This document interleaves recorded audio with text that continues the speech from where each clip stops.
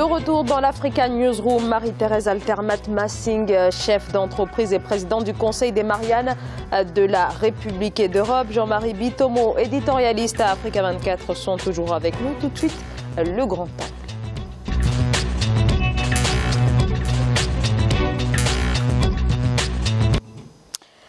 4% environ cette année contre moins de 2% en 2017. Ce sont les perspectives économiques des autorités congolaises. 4% si cette prévision se concrétise. Il s'agirait alors d'une véritable performance pour le Congo, durement marquée, vous le savez, ces dernières années par la chute des cours du pétrole. On fait le point dans ce sujet de Nelly Claudé-Bessa. Enregistrée à moins 2% en 2017, la croissance économique du Congo pourrait atteindre les 4% cette année. Annoncé par la ministre congolaise du plan de la statistique et de l'intégration régionale, Ingrid Ebuka Babakas, l'embellie s'explique par les réformes engagées par le gouvernement et l'augmentation de la production pétrolière. Parallèlement, au niveau des comptes extérieurs du pays, on note une amélioration du déficit du compte courant qui a chuté de 66,1% à 5,5% du produit intérieur brut. Des statistiques qui ont conduit le Comité monétaire et financier national à annoncer que le taux d'inflation au Congo pourrait légèrement progresser avec 1,3% de moyenne annuelle, restant néanmoins bien en dessous de la norme de 3% imposée pour les États de la Communauté économique et monétaire de l'Afrique centrale, CEMAC. Les projections de l'ensemble des institutions crédibles, à la fois au niveau international et au niveau régional, sont loin de celles qu'affiche le gouvernement congolais. On est stable sur un retour de la croissance au Congo, mais ces projections sont autour de 2%. Surtout qu'en 2017, l'économie non pétrolière a accusé une récession d'environ 9% selon les statistiques du FMI. Cette projection n'est pas réaliste. Selon les projections de l'ensemble des institutions financières, à la fois régionales et internationales, c'est que le Congo sortira de la récession en 2018. Pour certains observateurs tels que la Banque africaine de développement, malgré les avancées annoncées, le Congo reste en retard par rapport à d'autres pays africains ayant un niveau de développement similaire. Une situation que l'organisation impute à la forte dépendance vis-à-vis des produits pétroliers. L'institution africaine recommande aux dirigeants des réformes pour améliorer le climat des affaires, actuellement trop coûteux et qui pourrait décourager de potentiels investisseurs. Une relance de l'industrie et de la construction serait le principal moteur de la croissance. Outre ses abondantes ressources naturelles pétrolières, forestières et minérales, le Congo peut exploiter sa position stratégique en Afrique centrale et ses 170 km de littoral atlantique pour stimuler son économie. Les projets de réhabilitation et modernisation des 3 aéroports internationaux congolais appuieront les investissements étrangers. Pour rappel, le Congo a mené en 2016 une large vague de réformes afin de diversifier son économie. Reposant principalement sur l'exploitation des hydrocarbures le long de la côte atlantique, l'économie avait pris un coup dur avec la chute des cours du pétrole à l'international avant de renouer à nouveau avec la croissance.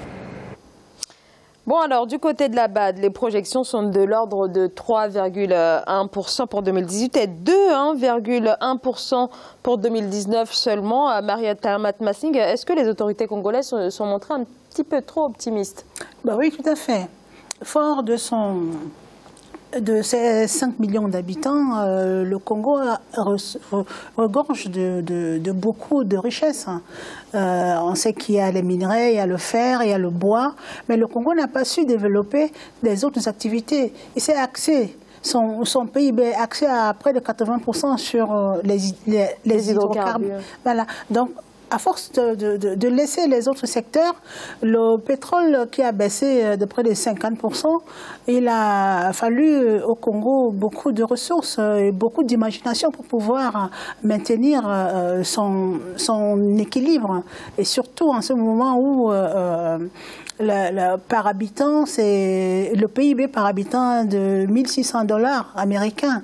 Donc il va falloir que le Congo rouvre ces autres champs pour pouvoir essayer de développer les autres activités. On sait que les 2 villes principales, Brazzaville et Pointe-Noire, il y a pour les habitants du Congo qui viennent dessus. Donc il n'y a pas d'autres activités qui sont développées pour que le pays puisse compter sur une relance réelle. Donc, il va falloir vraiment avoir de l'imagination. C'est dommage parce que le Congo qui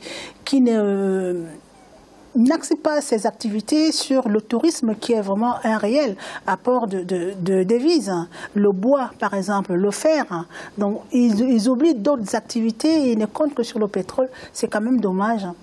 Donc le gouvernement congolais évoque en effet des réformes engagées par le gouvernement pour expliquer cette relance, mais surtout la reprise du secteur pétrolier pour expliquer donc cette possible relance. On rappelle que ce ne sont que des prévisions, Jean-Marie. Est-ce que, en tout cas, cela est révélateur de la base fragile sur laquelle repose une fois de plus l'économie congolaise? Madame Alternate vient de tout dire. Nous parlons toujours sur ce plateau de la notion de diversification. C'est-à-dire, nous les États africains, Dieu nous a dotés, si vous voulez, de ressources naturelles. Mais toutes nos stratégies sont axées sur ces ressources naturelles-là. Il est impératif de pouvoir diversifier nos économies en tant que telles. La croissance congolaise ne peut pas démarrer aussi facilement que ça. Moi, je trouve qu'ils sont très, très optimistes. Il ne faut pas oublier une chose. C'est que très ou trop optimiste? Non, très ou trop optimiste. Bon. L'un et l'autre, bon, de mon point de vue, je trouve que c'est trop optimiste, si vous voulez. Tout simplement pourquoi? Parce qu'il ne faut pas oublier que le Congo a été en discussion avec le FMI tous ces derniers mois, où on a relevé, c'est-à-dire le FMI a complètement refusé dorénavant, avant qu'il y ait un assainissement de la scène économique du Congo, le FMI a refusé de financer dorénavant tous les projets, si vous voulez, qui étaient présentés par le Congo en tant que tel. Donc, d'où la nécessité maintenant de pouvoir profiter de cette aubaine-là, de cette occasion-là, pour pouvoir lancer une diversification de l'économie. On est en train de tabler sur une croissance qui est axée sur quoi? Qui est axée sur l'hypothétique selon les statistiques des observateurs internationaux. Bon, il est dit par-ci, par-là que bon, il y aura une raréfaction du pétrole d'ici 2020 en tant que tel. Tout simplement pourquoi? Parce qu'il n'y a pas eu suffisamment de recherche et d'exploration en tant que tel.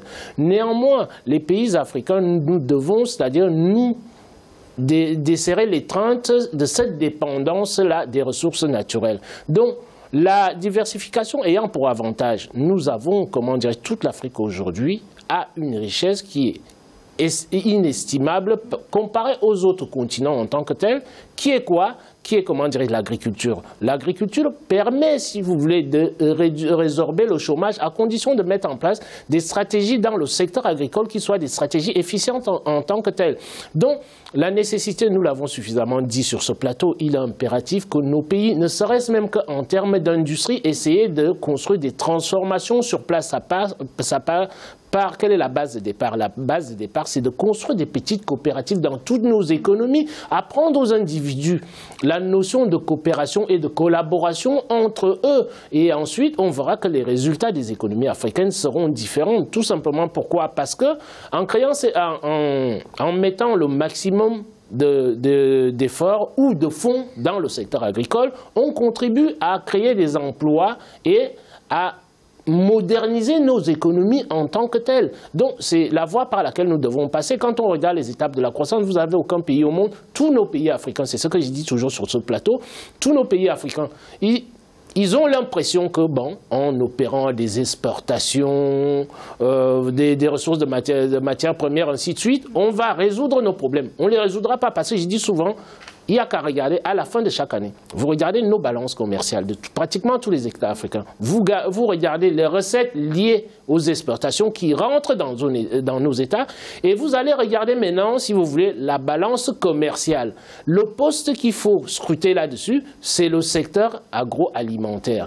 Tout ce que nous consommons en Afrique est importé, si vous voulez, dans nos pays. Donc, essayons de desserrer cette étreinte-là, qui est une étreinte extérieure. Et vous verrez que pas mal d'économies africaines gagneront quelques points de croissance en réduisant leur dépendance vis-à-vis de l'extérieur. Il n'est pas acceptable aujourd'hui que vous prenez un pays comme le Sénégal dans lequel on cultive le riz, c'est-à-dire la promotion du riz au niveau interne n'est pas faite en tant que telle. On attend tout simplement des importations. Marie-Thérèse Alternate. Oui, je suis tout à fait d'accord avec lui. La transformation, oui, mais transformer quoi? Puisqu'on ne produit pas, on exporte tout. Les denrées alimentaires.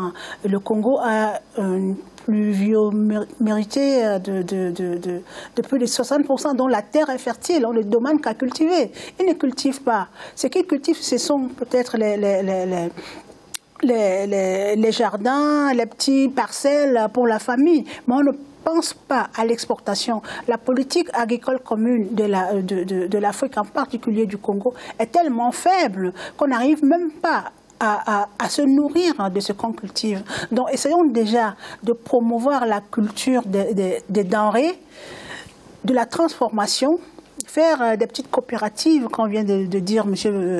Bitomo, faire en sorte que ces denrées-là puissent être transformées, puissent être conservées et puissent être exportées vers les grandes villes. Parce que si le Congo arrive à se nourrir, je crois que l'excédent commercial sera meilleur parce qu'il va diminuer les exportations. Si on exporte à 80% tout à fait, les denrées les plus élémentaires, la farine, du savon, de l'huile, alors tout peut se produire sur place. Ce serait vraiment une réelle politique et encore plus, il faut que le gouvernement ait aussi une volonté de pouvoir faire en sorte que toute cette politique d'exportation puisse être diminuée, parce qu'on ne peut pas continuer à exporter tout ce qu'on consomme au Congo. Ce n'est pas possible. Merci beaucoup. On va marquer une courte pause, si vous le voulez bien. Tous les deux, vous restez sur ce plateau. On se retrouve dans quelques secondes.